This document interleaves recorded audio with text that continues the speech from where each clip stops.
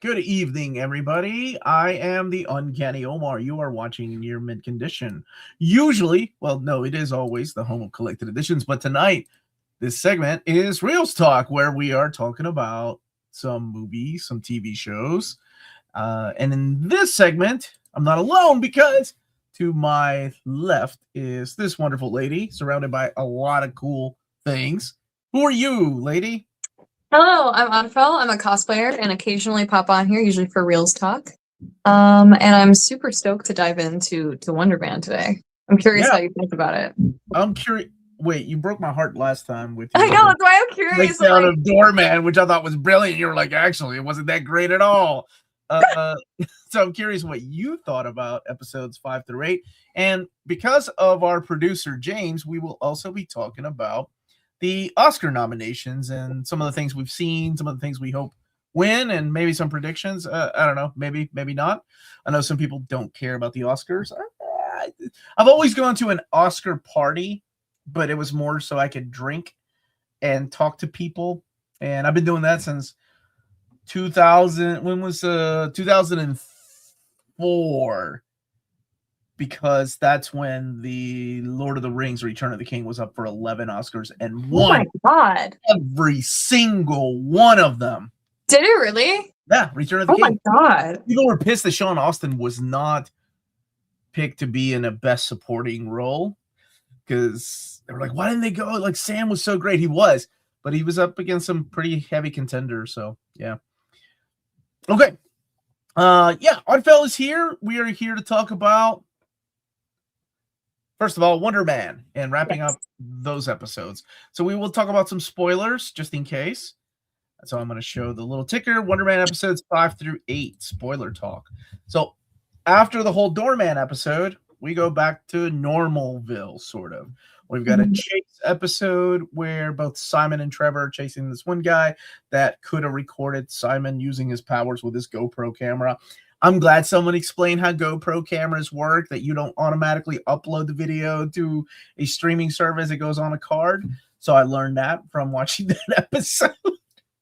And then we have the tryouts for Wonder Man, like actually going to a really interesting audition. What did you think about that episode? I really hated the side quests. It felt again like the show does so many interesting things, but there's also so many things with pacing that feel just really, I don't know. I found myself sitting there like feeling like it was such a side plot that I was like, okay, but like I'm ready to see the next thing. Like I wasn't like excited about the stakes of the GoPro or like if the video was gonna get leaked. I just found myself very much like ready for the plot to pick back up since we already had the pause of the plot with the flashback episode. But then once we got to the audition, like I really liked that sequence. It was interesting to see like kind of both how Trevor tries to fit in with other actors and how Simon feels out of place with other actors. And also just a super eccentric filmmaker, right? Oh yeah, man. There were so many things I got wrong about this series. Yeah, Von Kovac was just a director. Eric was just a big brother. Yeah.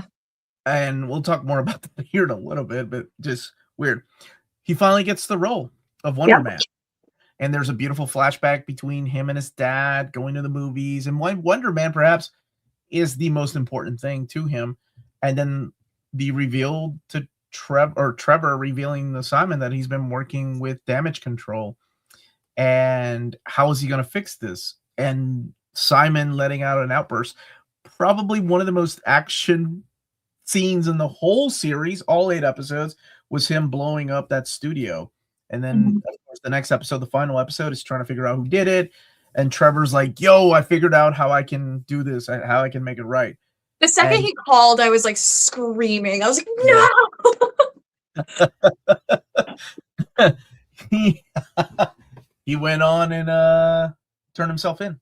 And we see that Wonder Man was a success. And of all the people that they could have cast as, what's the character's name? Wonder Man's sidekick, Barnaby? Barnaby, yeah. Yeah, they ended up with Joe Pantaleone,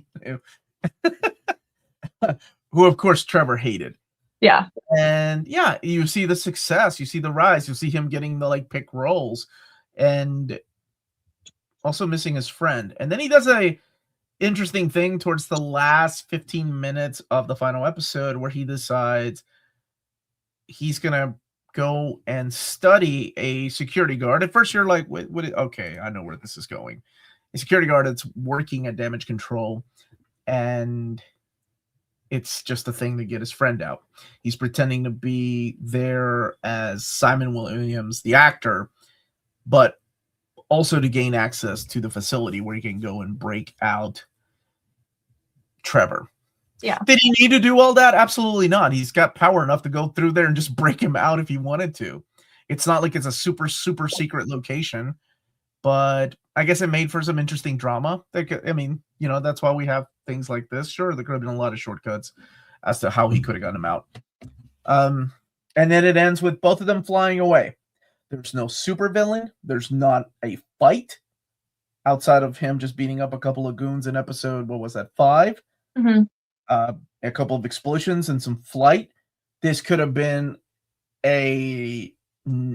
just your average, normal bosom buddies type of show. And I don't think anybody would have batted an eye. I don't know how people will see this in years to come, because I am curious, if it wasn't the MCU, what would drive you to go see this? And I'm wondering what people that love the MCU that are like, oh my God, where's Nick Fury at the end recruiting him? Where's Steve Rogers? Where's the next? This usually leads into another series. Where's my Visions tease? Where's Hawkeye? I was actually really, really shocked there wasn't any post credit. No credit, like no after credit. I thought it was a unique show. Yeah. And I liked it a lot, but I'm curious what you thought of these final 4 episodes, and then we'll talk about the first, all of it together. He's a villain now. He did go through a lot of trouble. Finally, a show without time to save the city. World plot. Yeah, it feels so different. Okay, what did you think about the last 4 episodes? So, again, like I didn't like the weird B plot. I just wanted to start seeing actual things happen with Trevor and Simon, because the pacing of the first 4 was so slow. But then once the plot actually started hitting, like I thought the latter half of 5, when they got to the audition, or was that just 6 where they got to the audition? 6, 7, 8, I loved. I liked the pacing. I liked what they were doing with it. I will say I don't like Simon. I tried so hard to like Simon. I find him abrasive. I find him agitating. Like, he feels very entitled to be in these creative spaces while being unadaptable and uncreative at every single turn, and resorting to like blanket memorization in place of sharing his emotions, which is the thing he needs to overcome. But when you're already in episode 6 or 7 out of 8 and he still hasn't done that yet, like I would have liked to see that kind of growth earlier in the series, so that way Wonder Man, the role, felt earned. But I liked the story they did. I liked the sacrifice that Trevor makes. I don't like the last 15 minutes, because while it makes me like Simon more, this is the most we get to see Simon be like a person.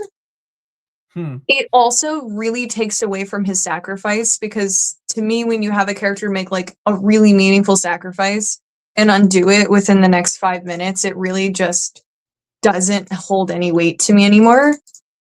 And I have like a couple like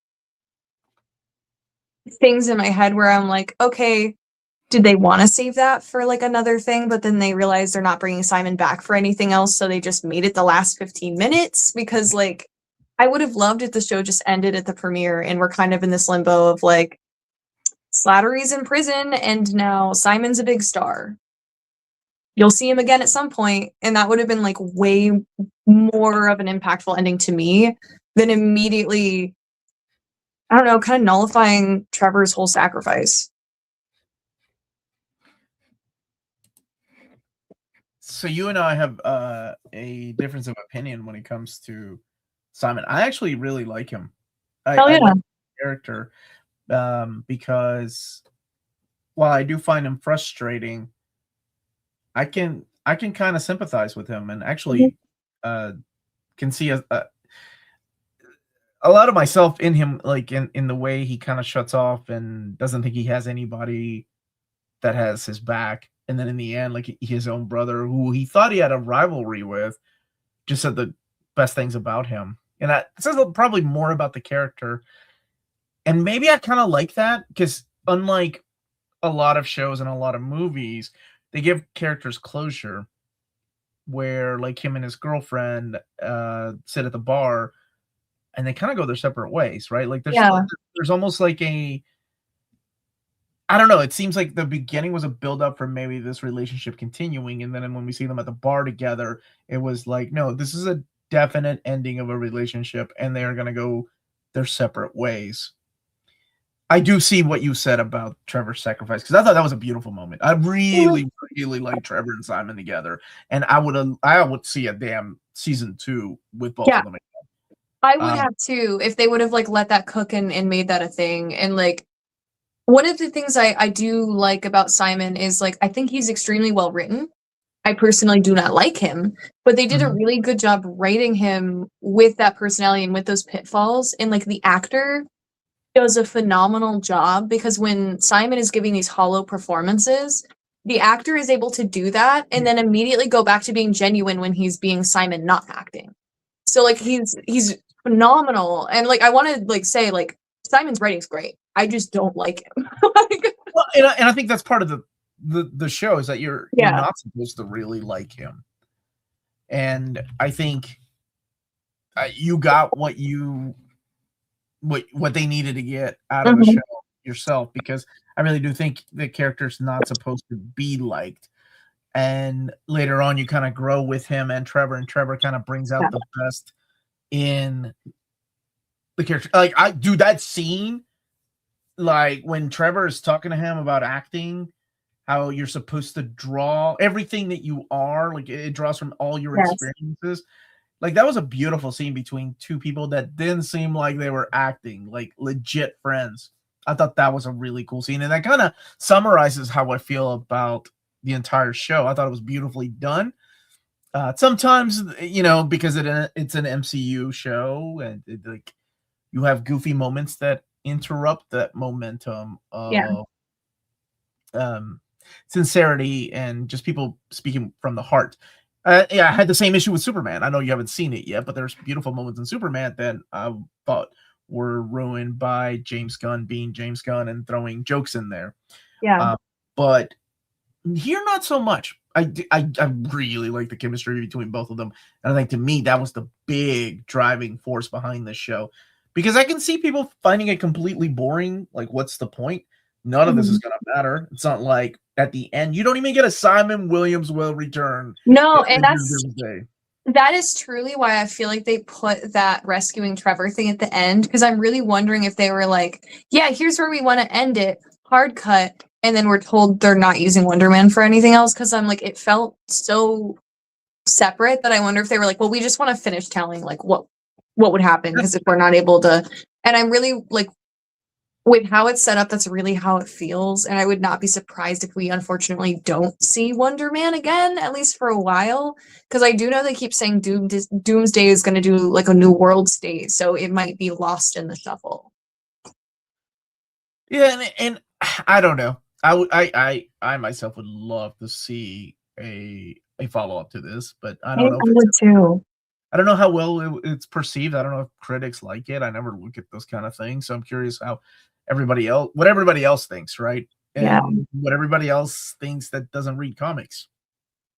One Because of, oh, sorry, continue. no, you go ahead. I was going to sidebar, so continue first. Well, I was just thinking, like, what do people that don't read comics and just only go see MCU because they like women and dudes in tights Yeah. fighting supervillains? What do they think about this show?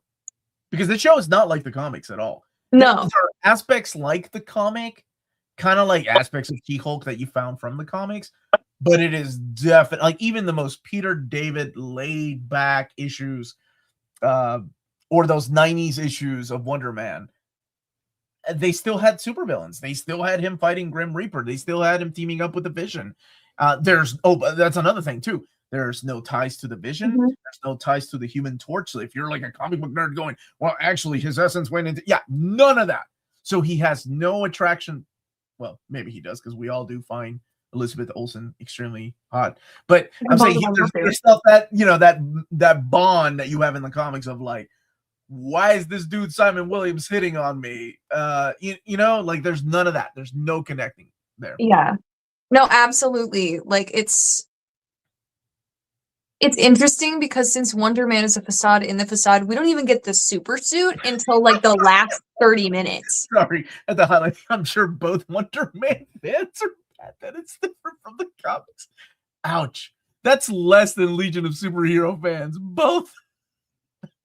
I like Simon. I really like Simon is a really broken character in the comic books when the proper writer is in control of him.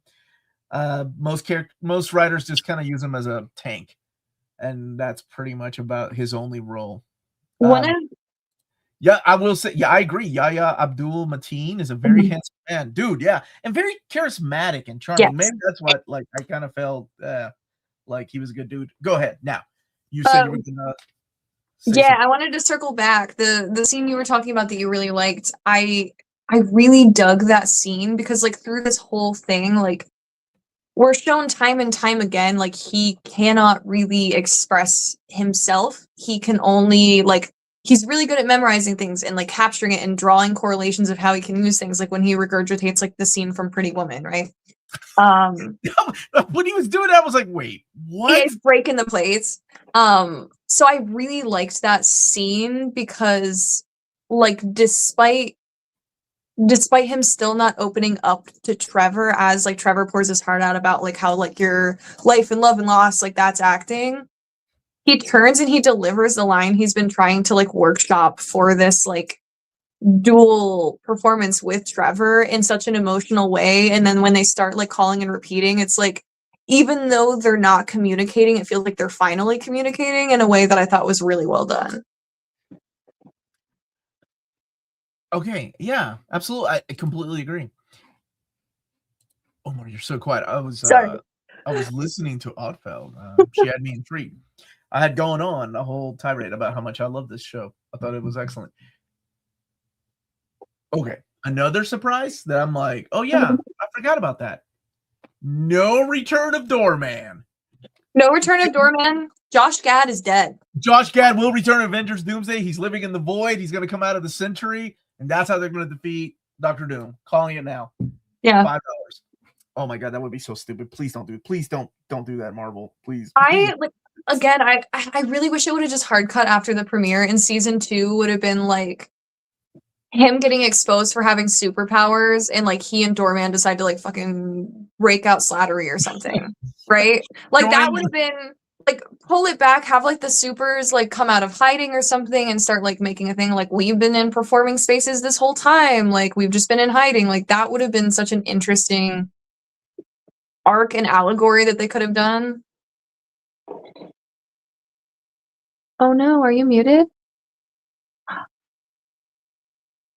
I can't hear you now. Can you hear me? I can't hear you. Something changed. Sorry. Give me a second. I'm going to You're back. You know what? This is the shitty mic. Give me a second. I'm going to let you take over. I got to fix this mic really quick, okay? Right. I was talking. I'm like, wait. I'm like, wait, no. It's not muted. It's the microphone for some reason. I think it's when I move this monitor. Give me a second. I'll be right back. I got you. Take over. Tell people how you feel. Yeah. But no, like, I think it would have been really cool. They could have had characters like Dazzler. They could have done, like, characters who were bartenders or singers or, like, maybe some type of, like, burlesque or drag queens. Like, you could have done a lot in Hollywood with people hiding being superheroes and then had those people maybe because, like, they get rooted out or exposed and then, like, you know, they find out Trevor was, like, a martyr for this person. in that case Simon, and they go rescue him. Would have paid off more than I think the instant gratification of rescuing him in the same episode. Okay, I think because what he did is wild. Like his whole arc was him trying to separate from the Mandarin, right? Yeah, my back. Can you hear me? Yes, you're back. That was the Oddfell show, which I think probably like more than my little soapbox. Yeah, that was good. You brought up Dazzler. Mm-hmm. Marvel posted missing posters for Josh Gad online. They could call him for bringing him by. I'm here talking, and you were like, "You're so quiet." Yeah, all 7. I don't know. Dazzler has a huge cult following. And following, it's scary. Huge. Because I made a joke a few years ago with Peter, and I offended somebody so much that they emailed me, and they told me about this Dazzler community. Now I was like, okay. There's joking. A whole Dazzler sub community. They were coming for my throat, man. We got Doorman, also Mr. Immortal, and She-Hulk. That is true. Have Josh Gad become Flat Man? God, no. The dimension physics flatten stretch him when he's free. Great Lake Avengers. All we need is Big Bertha, baby. All we need is Big Bertha. Is he a mutant? Is that why there was no explanation? We talking about Wonder Man. Because there was no explanation to his powers. No, but I kind of liked that because, like, that wasn't the important part of his childhood. We didn't need a flashback. I would have probably preferred a flashback of his childhood, like, issues with his powers over the B plot about, like, getting blackmailed. But at the same time, like, the flashbacks we did get, I think, were more relevant to understanding Simon than if we got, like, him with powers as a kid. Like, him and his dad was a way more important scene. Isn't Dazzler Omnibus on clearance? I have no idea. But never judge anything that's on clearance by, like, never judge any popularity by what's on clearance. Because, man, there's always things on clearance that will be hot in like 4 to 5 years. Here we go again. Taylor Swift as Dazzler. Unlock me. I figured it out. I knew it was my mic. I must have done something goofy to it when I went to move it. So we talked about the things that we liked. I like the music too. And some of the music choices were really interesting. I really like his family. I like his mom. His relationship with his mom. I thought it was really sweet that he called her when he thought the government was coming to take him. Yes. She was the call, because you realize, yeah, he doesn't really have anybody because of how he made himself. And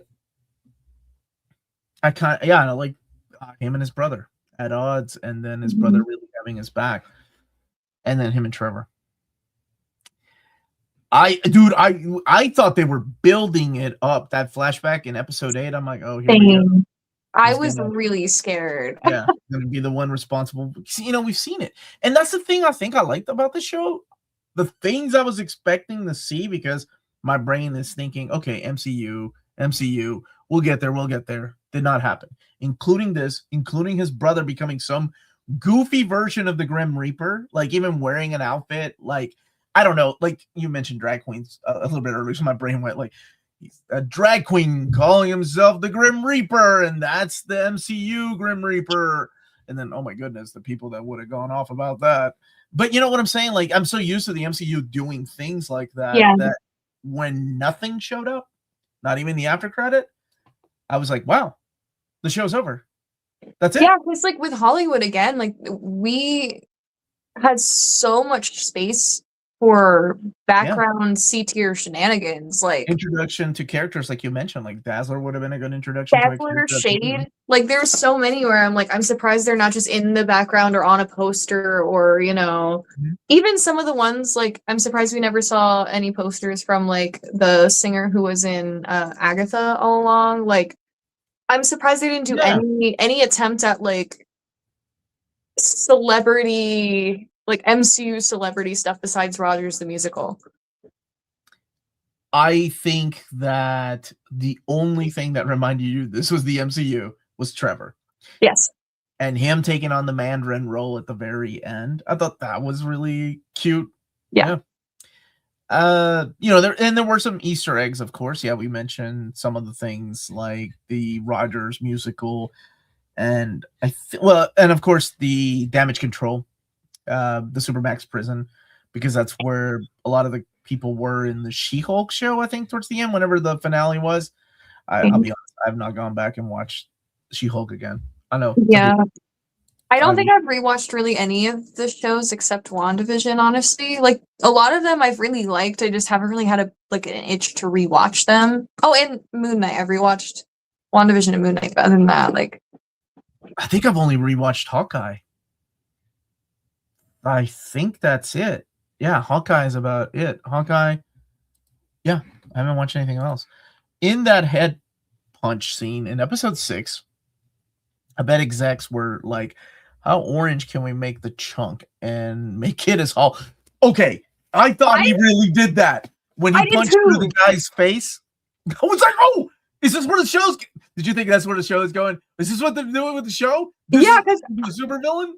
I was just sitting there and I was like, okay, so what do we do now? Like, he can't run from that's just murder. Like, where do we even go from there? Like, I literally, like, my friend had left the room to go, like, make coffee, and I paused it, and I went, I really have to rewind so you can see this. And she's like, no, it's okay. And I'm like, no. Because it comes out of nowhere. It was so, I thought for a second, oh, this is what we're doing with the show. What a buildup. Yeah, and that was awesome. I love that. Thank you for bringing that up, because it wasn't over the top gory. I think I was in shock more than anything. So it kind of took, I'm like, oh, wait, no, that's real.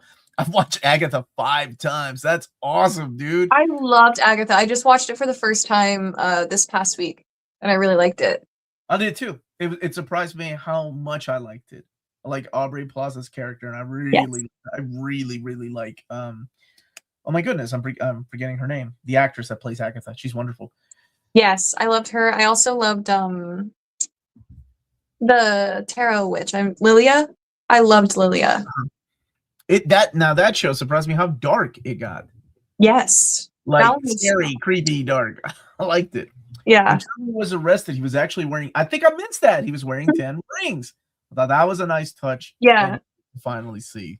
Because when he answers the door, he goes, took you long enough, and goes like this, and he literally has all of them. And I'm like, oh my God, they did it. Catherine Hahn, that's it. Yes, she was wonderful, man. He wore those 10 rings in Iron Man 3, a taste of what we could have gotten. Yeah, I remember how much I hated that in Iron Man 3, how pissed I was that there was no Mandarin. And now Trevor in Shang-Chi and in this have kind of become some of my favorite, like my favorite type of character. Von Kovac did not become Michael, did not become Korvac. Like, surprised me again. He wore the Wonder Man outfit at the movie, like just for a little bit, and the original glasses, and that was about it. I did really like the tongue-in-cheek kind of meta commentary of, now we're not going to get a sequel, but if we did, let's talk about it. Where I'm like, okay, so we don't know if Wonder Man's coming back. Oh, I do hope he comes back. I do too. Like, I do have my grievances with this series, but I think it's so different that, like, there's merits in it. And for some people, those differences probably hit, like, really hard. And I do like seeing that variance in the MCU, so not everything is cookie cutter the same. Yeah. I think that's it. I think that's I mean, they mentioned Roxanne, right? Like, we saw Roxanne in the Doorman episode. That was nice. Mario Lopez, he gets a cameo with this. It's really weird why. I like to see who else they have on a watch list as far as superheroes. Mm-hmm. And if that's what we're doing, we're going to throw these people into a vault because they have superpowers. They got to hit their quota for their top secret stuff. Baby, this is Mutant Registration Act. Mm-hmm.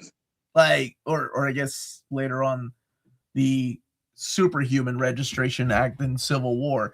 But it just doesn't make sense. How can anybody be for that? Did you all watch the Marvel short with Trevor, All Hail the King? That was great.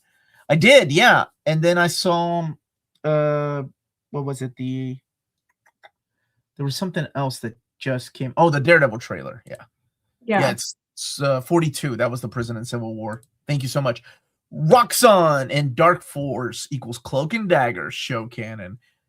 Oh gosh. Is it canon? I've totally forgot that was a show, man. The president of Baravia died and got reincarnated as Von Kovac. Ben Kingsley was having so much fun. He was reciting all the meme lines from Iron Man 3. That's awesome. I would love to see an ecstatic show. Love to see that, man. Rewatching Daredevil Born Again right now. Can't wait for season 2.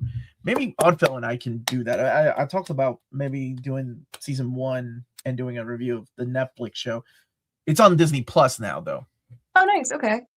Agent Carter. Wait. Agent Carter was confirmed canon by Marvel.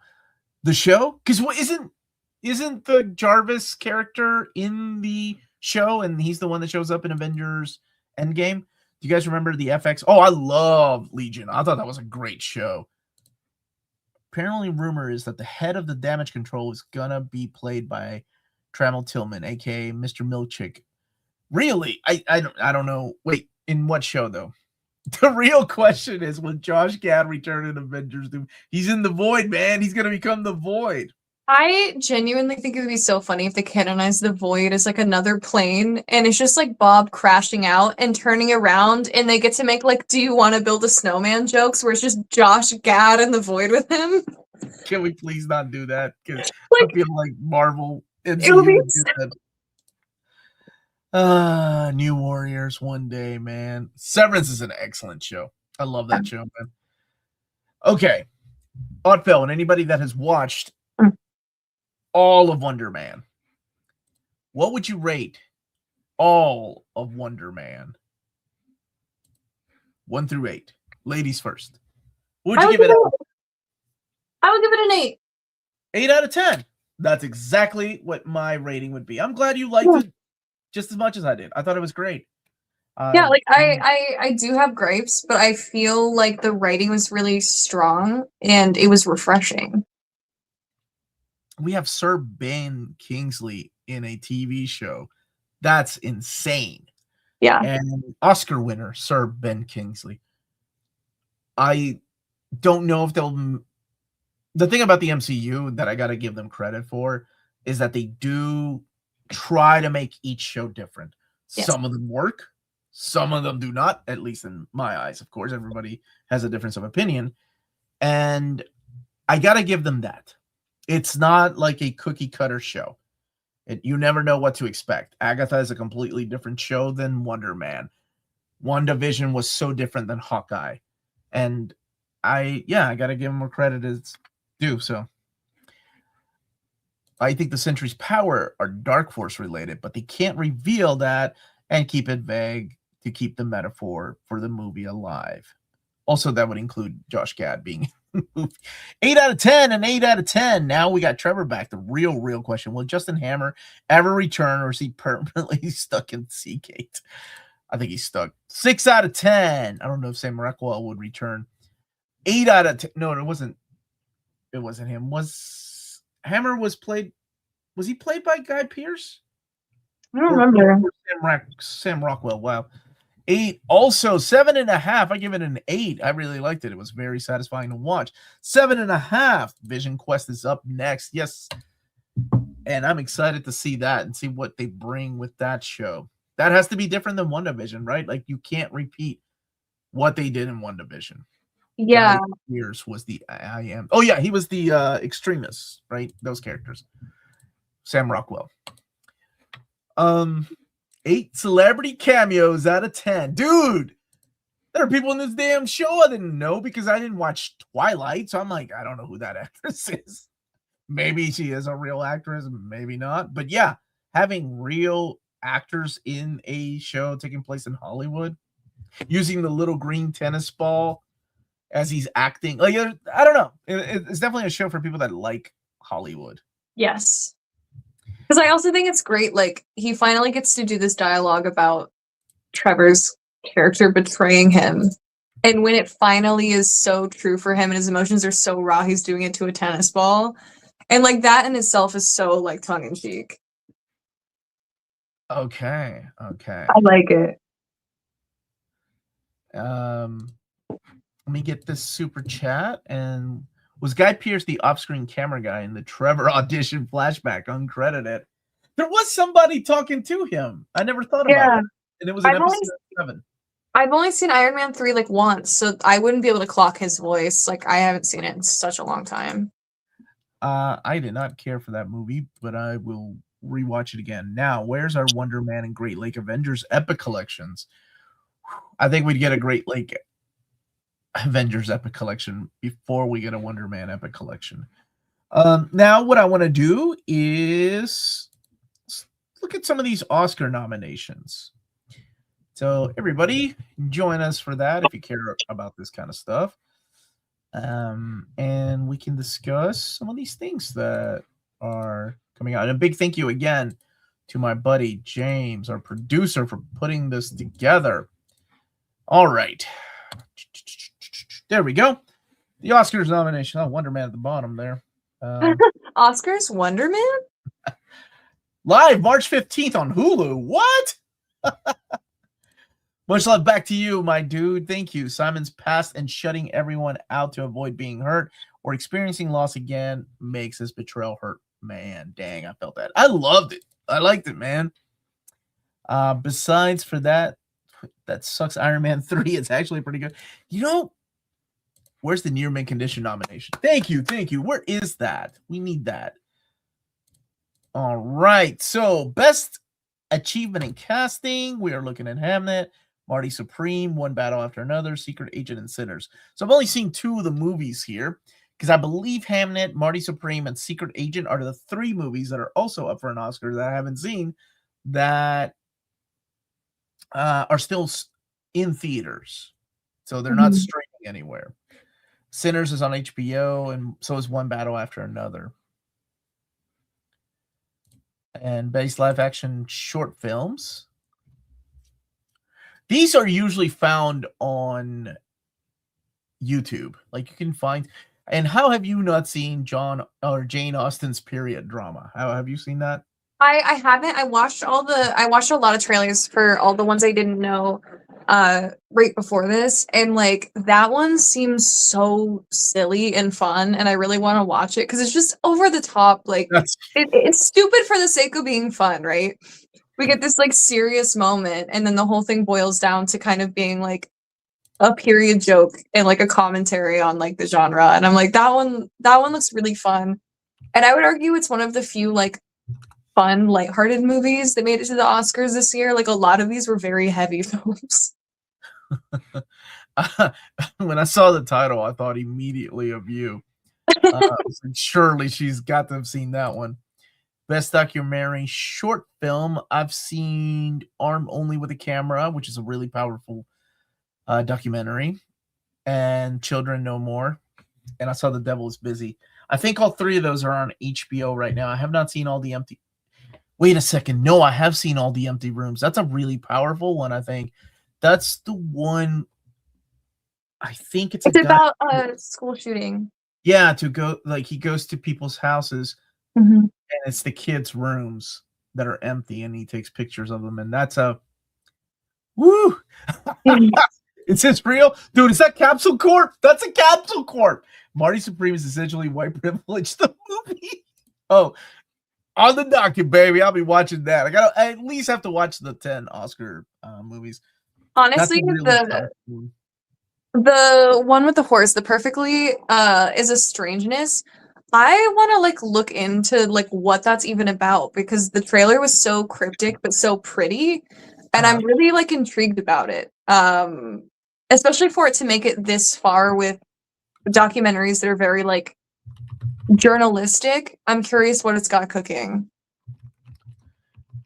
Yeah, these are all because that's the only one I haven't seen, so I can't tell you about it. The rest of them are really good, and it's not for everybody, right? Like some people can't watch or see things where people or animals get hurt or kids get hurt. and I completely respect that. This is my favorite category. Every year I go and watch all of these. All of these, I think, are usually, most of these are available on YouTube. Always wanted to do the best picture marathons they do at the movie theaters. Man, if I could get Melanie on board with that, I would love that, because I'm a big movie watcher. I love escaping from reality and watching movies. Pretty much these. all of these looked cool. I think Sisters, I didn't see the full one on YouTube, but the rest, when I was looking it up, like they're all like 15 to 20 minutes and they're all up there. In the art styles, I like seeing how diverse they are too. It's not all like CG. Like there's a very claymation looking one. There's one that's like painting. There's one that is 3D, and then there's two that are 2D. And that's nice, because I feel like sometimes the animation category is like all the 3D CGI stuff now. Yeah, that's a shame. This is a beautiful lineup though. Like all of the trailers were pretty. Usually there's like a Pixar short here, although Forever Green might be. I don't know. That one looks the most like streamlined. If you told me it was like a Pixar or something, I'd believe you, but I don't remember who made it. And best documentary feature film, I have only seen The Perfect Neighbor, which was super disturbing.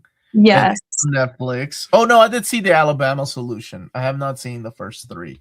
Come See Me in the Good Light, Cutting Through Rocks, and Mr. Nobody Against Putin.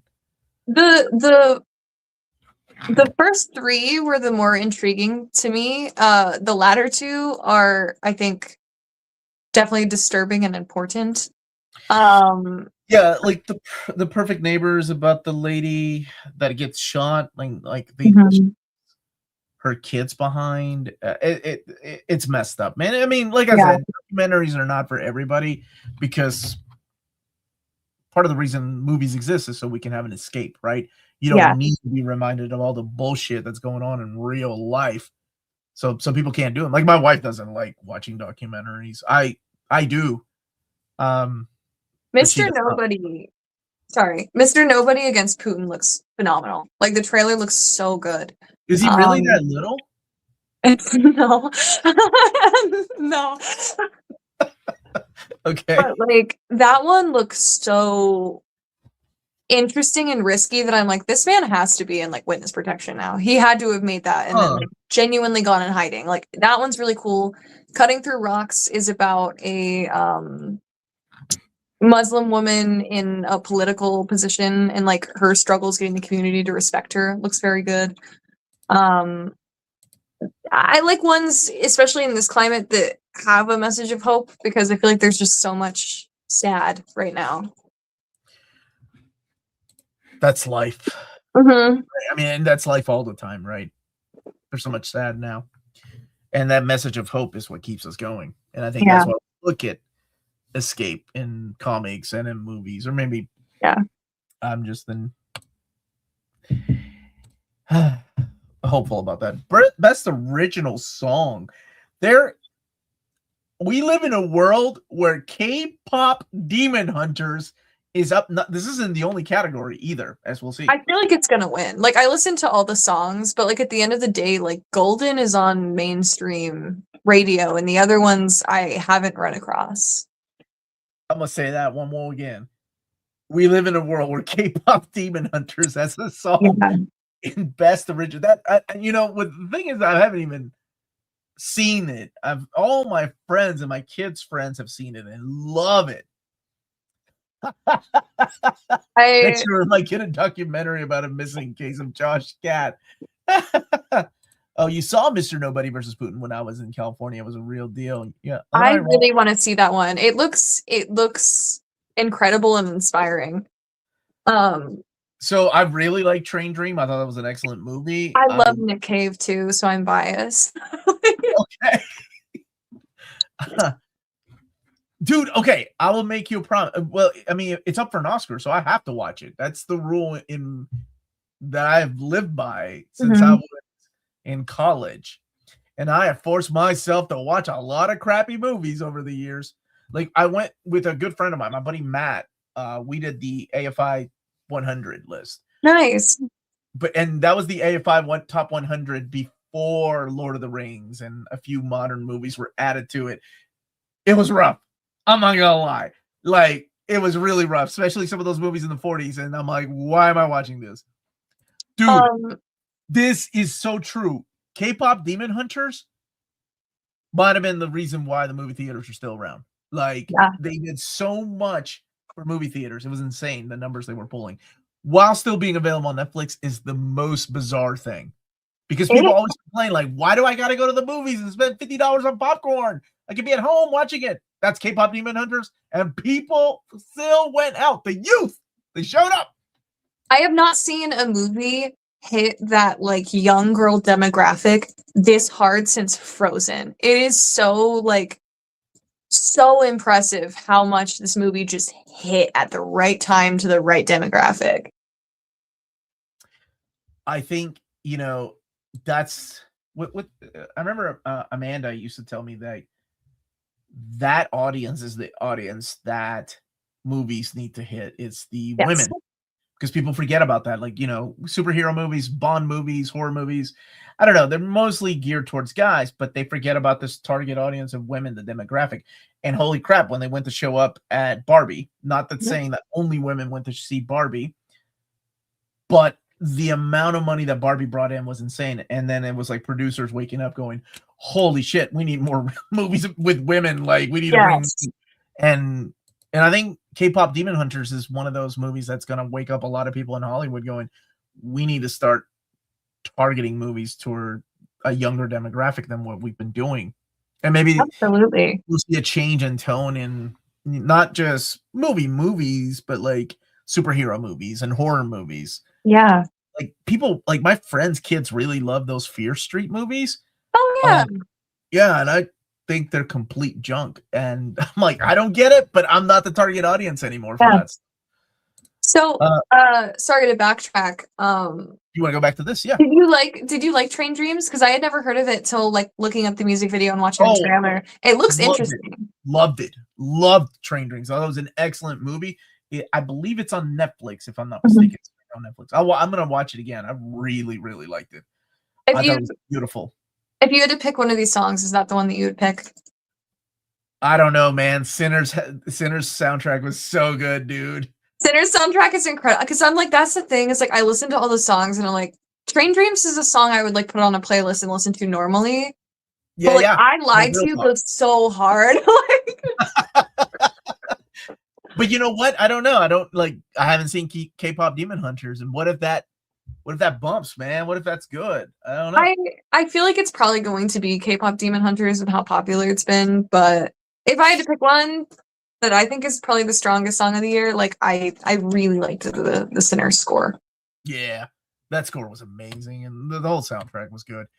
Best cinematography. I have seen 4 of these, except Marty Supreme, which I'm hoping will come in the stream before the Oscars. I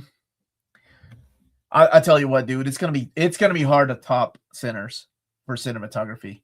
It's gonna be hard to top Sinners, but I feel like that's like if Frankenstein wins nothing else, I think like cinematography is Del Toro's bread and butter. Del Toro's awesome. Yeah. I will say I love Sinners. I think it'll come out on top, but One Battle After Another is probably the best movie I saw last year. Yeah. I love that movie. Love that movie, man. It was so good. It was so intense. And like I said, I really like Train Dreams. Frankenstein, I know you liked more than I did. It was still a good movie, but I like Frankenstein. I don't think it's as strong of a movie as it could have been, but I think its key strength was like its costuming and its cinematography. So like I could see it taking this one. We shall see. Best film editing. Okay, so F1 was excellent. Yeah. I hope it wins that. This is the same guy that did Top Gun Maverick. Freaking solid, man. I thought it was a great flick. It was fun. But editing, it's probably gonna be Sinners again. I was gonna say, like, Sinners is solid. It's so well mixed and like the way they transfer scenes is well done. I would like to see Sentimental Value win something. The trailer for it was phenomenal, and I would like to see like a foreign film against all of these win something, but I didn't watch it, so I don't know what the editing is like. It's got one of the Skarsgårds in it. It's got Daddy Skarsgård, right? Yeah. I haven't seen it yet. It looks really good. I want to check it out. I'd like for F1 to win, but I'm pretty sure Sinners will be the one that wins. Best internet. Best, like, it still trips me out, like, what we have in international. Because some of these will also be up for best Oscar, like best movie. It was just an accident. I haven't seen any of these. I haven't either. But I've seen the trailer of Secret Agent. Yeah, Secret Agent's trailer looked pretty strong. Again, Sentimental Values is pretty strong. It kind of just, I think it's going to come down to like genre bias because all of them are very different genres in this category. Yeah, I don't know. I don't have any say in this one because I don't know if I'll have time to watch these.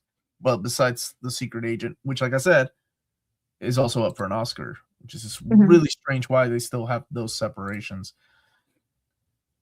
Ooh, custom design.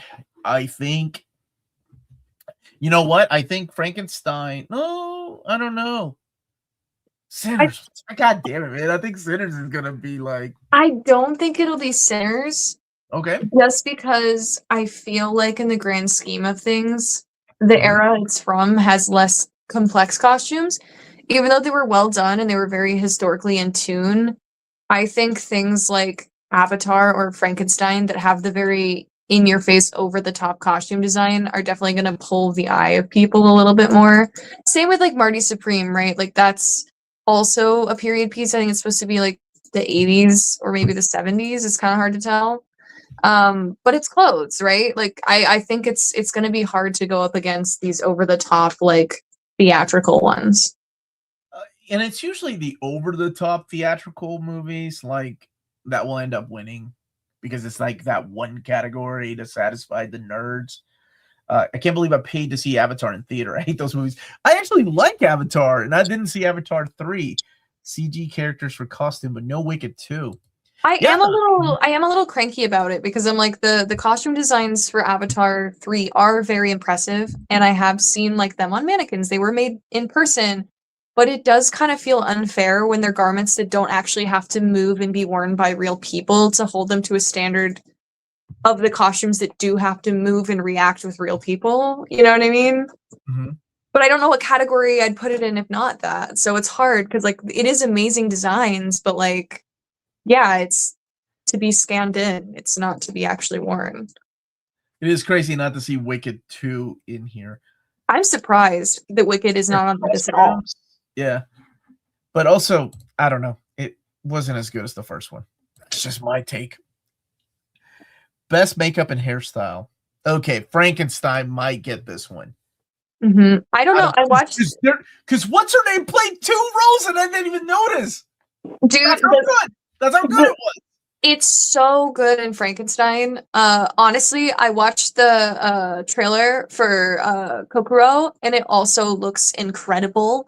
I don't know since it doesn't have like since it's a foreign film. I don't know if it'll have the like notoriety to really like catch. Because is Oscars like public vote or is it like council vote? It's like a member of you have to be in the and it's oh man, it's like I had a friend of mine that was I can't remember how exactly it works, but I remember they sent them this sealed envelope with a code, like, and you could only open it at a certain time. Like they're very secretive about things. Like, yeah, I want to see Kokuo. Like it looks awesome. It looks awesome. I could see like the makeup and hair for that too, because to do the really complex like kabuki like wigs and stuff. Oh my god. And Sinners again. Sinners, honestly, dude, I can see this being the like. There are years that you think, okay, this Oscar is gonna go like when Lord of the Rings came out. Return of the King was a big deal for nerds, right? It was like, holy shit, our time has come. It swept across the board, won every Oscar that it was nominated for. I kind of see that with Sinners. It like Yeah. it just would wreck because it wrecked at the Golden Globes, which is kind of like Yeah. a precursor to the Oscars, right? Like not this, it's not as snooty, but also like kind of gives you an idea as to what perhaps to look for, and it won just about Yeah. category. Well, and like Frankenstein has impressive prosthetic work, but Sinners did such an incredible job with like their gore and like their like all of just like the gross, icky vampiric stuff. Like they did such a crazy good job that I could see them also taking home makeup. Oh my Imagine it, like, god. it was okay. I saw the Smashing Machine. It was okay.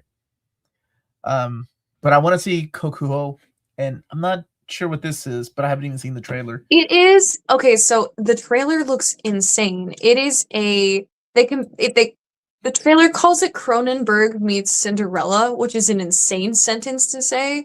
Mhm. But it's essentially a horror take on what it's like for the ugly stepsister, and she has to like undergo like all of these like horrifically gruesome like medical procedures to become more beautiful because of like the stepmom's request that she ends up like snapping and trying to hunt down Cinderella. Oh, okay. Not what I Yeah. was expecting. Like Seriously. the makeup and hair didn't really like stand out to me, but the trailer was interesting enough that I'm kind of like, "Oh, okay." Yeah, not what I was expecting. Okay. Okay. Best production design. So Marty Supreme apparently takes place in the 50s. You 50. have that Shakespearean, yeah, 50s. Thank you. Shakespearean, Hamnet, Sinners, of course, taking place back then in the early 1900s. Oof, best production design. I love One Battle After Another. I haven't seen Hamnet or Marty Supreme, but out of the three I've seen, I hate to say it, but I think Sinners might take this one too. Yeah, it's hard to say with like pretty much all of these being period pieces. It really could be anything because like it depends on just like how well they crafted it, you know? Like Mhm. it's hard when they're all kind of stylized. Yeah. Oof, I will that, say Frankenstein though. I Frankenstein's pretty good, but I also really like Sinners, so I'm torn. no, it's an excellent movie. Best sound. You know what? I take it back. This might be the one that F1 wins. Over Sinners, really? But dude, it's so like legit. I haven't seen And that one, so I don't know what they've got cooking. uh, so I saw it in theaters, and it was just excellent, dude. Like, yeah, but you're right. It's gonna be Sinners. Sinners is gonna sweep, I think. Like It's gonna genuinely. be the year for Sinners. Comic movies got the Shaft this year. No Superman, no Thunderbolts. What is going on? I'm really No surprised Thunderbolts didn't Fantastic get anything. Fantastic Four for makeup and oh come Or on. like production design. I would have seen that one going far for its retrofuturism stuff to be like sets. That hurts, man. Mm-hmm. Yeah. Let's see here. Best original oh shit. Oh God. Okay, dude. Okay, I love that movie. I thought Emma Stone's just picking all the right artsy, creepy movie. Have you seen that movie, Begonia? I haven't, but I want to. Like every trailer, every snippet, every interview seems so interesting. It's good, dude. So the premise is like Jesse Plemons' character and his friend kidnap his boss because they think that she's a legit alien trying to take over Earth. And I'm like, okay, I'm in. Plus, it's what's his name? So I really like his movies. Mhm. Ooh, I've only shit. seen 2 of these, so it's hard for me to say without knowing what they sound like. Yeah, I haven't seen Hamnet, but I oh my gosh, I think it's still Sinners. Yeah. It's the best original score. Shit, this is crazy. Yeah. What about you? What do you think for this category out of the I ones you've think seen? of the 2 that I have seen, I would say Sinners. Like Frankenstein has good music, but not stand out like Sinners is. Like Sinners music is such a focal point of the film. And it stays with you too. Yeah. Best visual effects. Wow, Jurassic World Rebirth got a. Whoa, okay. I had to watch that shitty movie. Oh, that's such a bad movie. Okay. Wow, The Lost Bus, really. Ooh. I feel like Avatar for this one. Like if Avatar was to win any of these, it would probably be this one. Yeah, Cameron has always won. Like he dominates when it comes to visual effects. And like I haven't seen the third one yet, but from trailers, like it really looks like they've upgraded the graphics even just from the second one a couple years ago. So I could see it. I could see it taking this one. Like I know people are heartbroken that Wicked 2 did not get any nominations. This is the category that breaks my heart that Fantastic Four was not nominated for. That movie was visually beautiful. Like, I'm sorry, Jurassic World. What? Yeah. Also, The Lost Bus. Like, I did not even think visual effects when thinking of The Lost Bus. Avatar makes sense, right? Like F1, absolutely.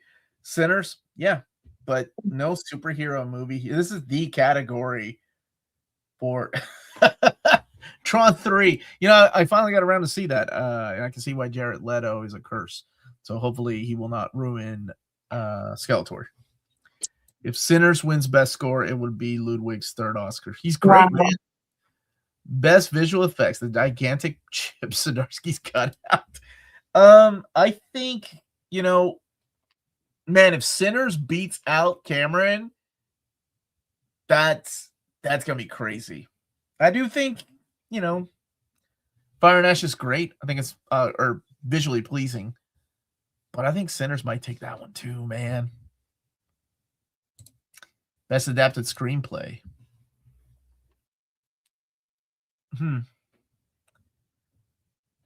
Well, I've seen 4 of these, and I have to go with One Battle After Another. Hell yeah. I've only seen one, so it feels unfair to weigh in. And I really like Train Dreams. I thought Begonia was awesome too. And Frankenstein's good. But I think One Battle After Another, man, that movie was awesome.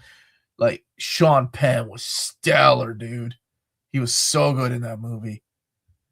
And I really want to see Train Dreams. I think I want to see Hamnet. I want to see Hamnet too, but Train Dreams, like that trailer, it's what's her name, right? Chloe Zhao. She brought us together years ago when you and I reviewed the Eternals. Oh yeah. She directed that one. Best original screenplay. Blue Moon. It Was Just an Accident. Marty Supreme. Sentimental Value. Well, okay. I've only seen Sinners. Blue Moon looks incredible.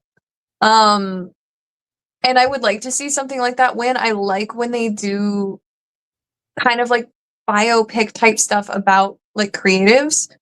I just feel like it's gonna be Sinners. I just like, because I'm like, the second I clicked that one, I was like, I wonder if this is gonna be Rodgers and Hammerstein, and it is. It's about like the Hart Hammerstein breakup, and I'm like, ooh, but I like Ethan Hawke.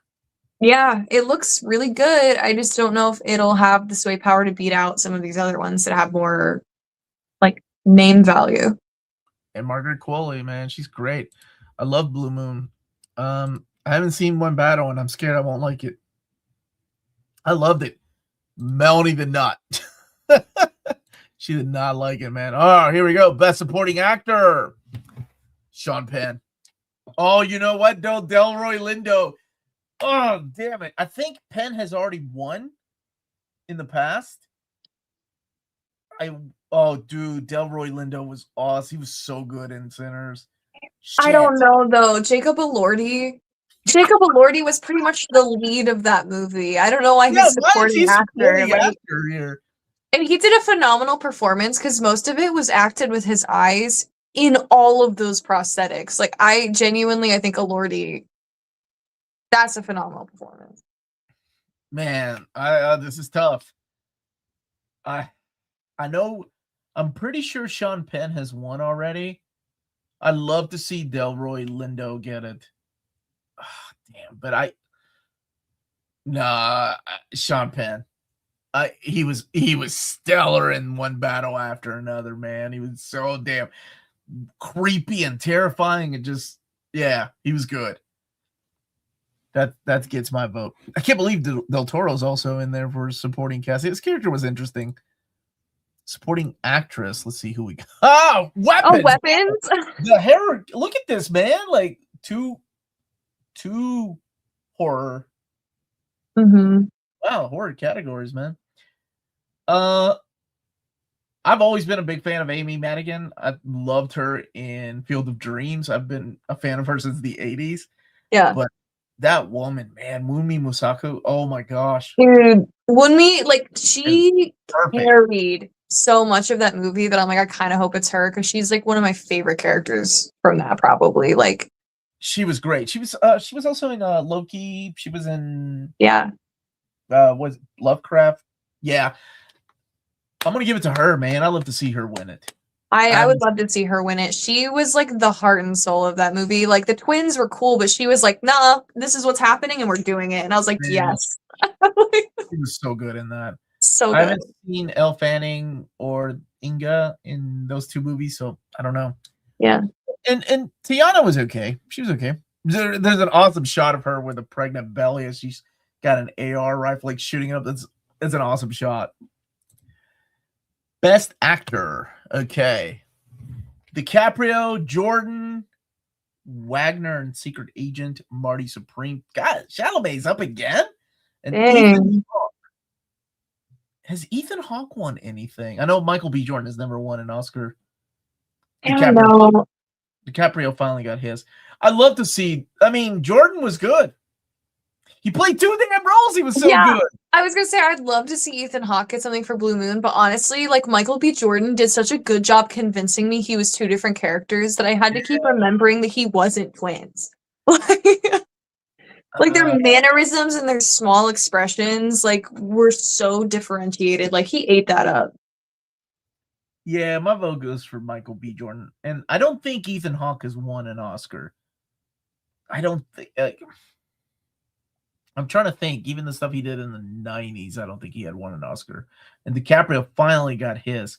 But yeah, Michael B. Jordan, he was phenomenal. Yeah, that was excellent performance. Yeah, he was good, man. Timothy Chalamet is Cody Collects. I can see that. Best actress in a leading role. All right. But man, Stone, like, she was really good. Oh, I just saw Rose Byrne. She was solid in If I Had Legs, I'd Kick You. Kate Hudson, I haven't seen that one. Nor have I seen Hamnet or Sentimental Value. Yeah, I haven't seen any of these. But for the sake alone that I think Emma Stone actually shaved her head, I'll say Emma Stone. Sigourney Weaver shaved her head for Alien 3. She should have gotten something for that. Just like when Anne Hathaway got something for Les Mis. Look, Emma Stone already had her year with, oh my gosh, what was that movie called? La La Land? No, the Frankenhooker remake. Did that sweep? She won Best Actress. What the hell is that movie? Oh, dang. Pretty Things, or like Something Things, or Poor Things? Poor Things, yeah. She got that already. True. And I like Rose Byrne. Plus, she was solid in the House of the Dragon. So my vote goes for her. Oh my gosh, it's probably gonna be Emma Stone again. Mark, how are you, buddy? And she was good in this movie. Don't get me wrong. I just want to see somebody else get it. Wow, Best Director.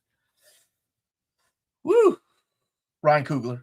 I'm like, it's gonna be Coogler, right? Like, it's gonna be no tea to the other films. I haven't seen any of the other ones, but like, Coogler 8. I'm a big Paul Thomas Anderson fan. I love One Battle After Another, but I think Coogler just killed it with Sinners, and honestly, it's about time. He's had some. I'm a big fan of all his movies. I like all his movies, so I'm just being biased. Best Animated Feature Film. So many of these looked really cool. I just haven't seen any of them. What the hell is Arco? Arco looks awesome.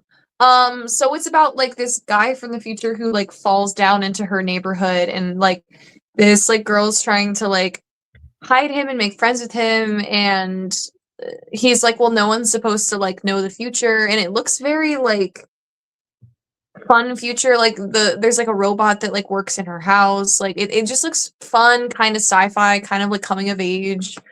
The trailer looked dope for it. Okay, now you got me. I love that poster. Yeah, the art style was really cool. Elio looked okay. Zootopia looked okay. I've seen K-pop Demon Elio. Hunters I still need to watch. Same.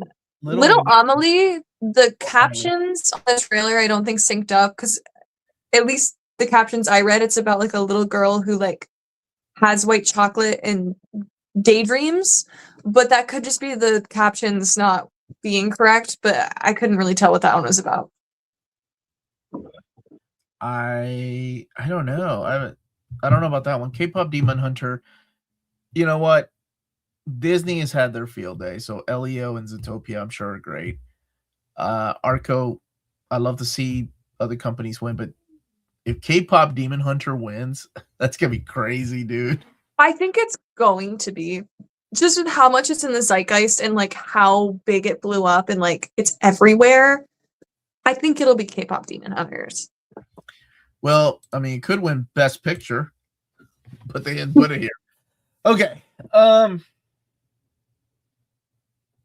So I've seen all of these except for Hamnet, Marty Supreme, and Secret End. Oh, wait. I haven't seen Sentimental Value either. Shit. And there's 4 movies I need to see.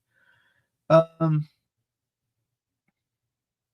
of the ones I've seen, though, out of the 6 I've seen, my favorite one is One Battle After Another. But I really do think Sinners will get Best Picture. I think Sinners will get Best Picture. Dreams is excellent, by the way. I think you would really like Train Dreams. I love that one. I thought it was great. Begonia is my type of movie. And I already know how you feel about Frankenstein. I like Frankenstein. I don't think narratively, like, the gripes I do have with the movie are mostly about how they structured the story. And I don't think because of that it'll win Best Picture against some of these ones that had better story-driven stuff. Yeah. I mean, Shape of Water, remember that year? Like that one. And that took me and I think everybody else watching by surprise that it won that year. Yeah, I think Sinners. I mean, it's up for 16 freaking Oscars, man. Yeah. Train Dreams was great. And I can't wait to see the other 4. I'm going to have to get with James about seeing those. And these are the films with crazy. 15 or 16, 13 nominations for One Battle After Another. It was a great movie, by the way. 9 nominations and 8. Thank you, James, for putting that together. My gosh. Yeah, that's crazy that they racked up that much. Let's see. Sinners made history for the most nominated film of all time, 16 nominations. Diane Warren's 17th Oscar nomination and 9th in a row for Best Original Song. Emma Stone is the youngest woman in the Oscar history to have 7 nominations. DiCaprio and De Niro hold the record for most Best Picture appearances by an actor, tied at 12.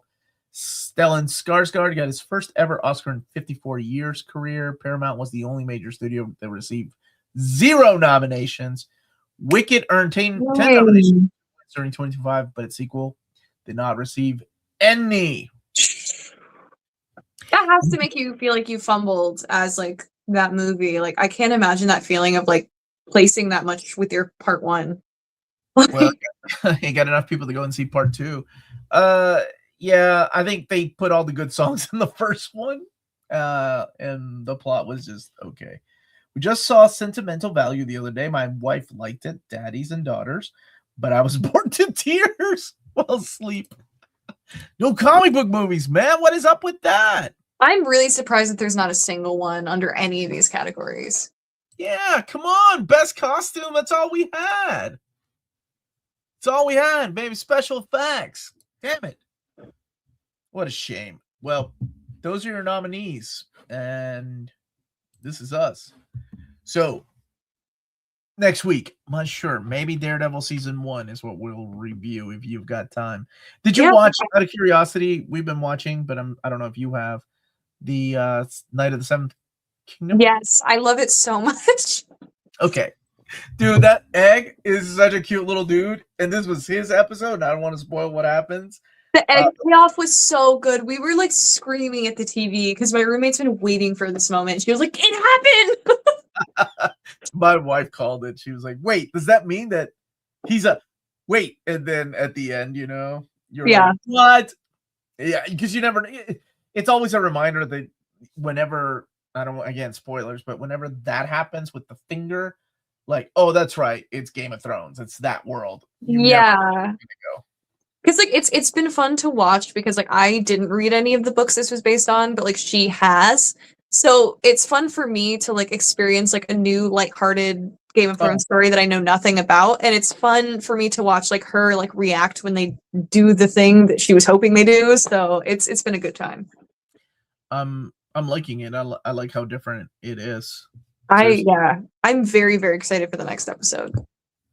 Have you seen Send Help? It was so good. I haven't seen it. My brother went to go see it and really liked it. Night of the Seven Kingdoms. Yeah, why is it coming out earlier? I don't know. It's not like a holiday weekend to my knowledge, right? Like I don't know why they changed it. But I'm glad I saw that. I saw that at the end. Yeah, I think maybe next week will be Daredevil unless our producer James decides on something else and lets me know ahead of time. Oh, duh. Oh. Super Bowl. Right. I knew that. Duh. Sports. Yeah. Everyone will be watching the Super Bowl or the halftime show. Yeah. Or maybe the other halftime show. Apparently we're having 2 halftime shows this year. So silly. Let's see. I think that's it. Yeah, we'll decide what to do for next Wednesday. Maybe it will be Netflix's Daredevil season 1. I looked back. I really enjoyed it. I thought it was, to me, the perfect origin story. I'm curious what Ødfel will destroy about it. I don't think I'll destroy. I don't like. Maybe I don't make me rethink what I think about it. I think I'm easy to please on a lot of these shows. I just sometimes get frustrated by like editing choices or pacing. That's okay. And I think those are good points to make, though. Okay, everyone will be watching the Super Bowl. Sure, William. Sure. Maybe the commercials. When is that? Sunday? Sunday. Okay. Are Super Bowl commercials still a thing? I haven't had cable for so long that like, is that still a thing where they try and put like their best commercials out? Yes. And I haven't had cable since 2006. So I know that they're still a thing, though. But I think they air them sometimes early on the internet. God, I sound like an old man. Well, on YouTube. We could always do like a silly Super Bowl commercial tier list. Oh shit! Now we're talking. Like that, if they like do drop them and like they're places that aren't like only like on cable during the Super Bowl, if we can find them, like we could rank like which ones are actually funny or good. Let's see. They are. I saw the Pepsi commercial and I laughed. Okay, so they are. Okay. Well, maybe I'll get James. Okay, make Ødfel watch. He really thinks you should watch season 1 of Daredevil. Okay, we'll do that, James. But also we'll see if they have trailers available. Oh yeah, they drop movie trailers, like the big movie trailers. Oh yeah. So that might be our first, maybe like Avenger. No, Spider-Man. Like is Spider-Man coming out before Doomsday? Yeah, Spider-Man comes out in the summer. Doomsday comes out December, I think, and then Supergirl before that. But that is it for us, everybody. Thank you so much for watching. Ødfel, where can people find you when you're not hanging out with me? Yes. Movies and TV shows and other stuff. I'm Ødfel on Instagram, TikTok, Facebook, Twitter, Twitch, and YouTube. Everywhere it is ODFEL, except on Twitter where it's a 0. I do primarily cosplay-related content, but over on YouTube, I do toy and statue unboxings. I have a Tomb Raider one that I'm working on editing right now and should have up soon. And I am the Uncanny Omar. I'm here every day. Thank you, James, for putting up Ødfel's information. And we are on Patreon as well. Everybody have a wonderful evening. Stay healthy and safe out there. We are out of here. Bye-bye.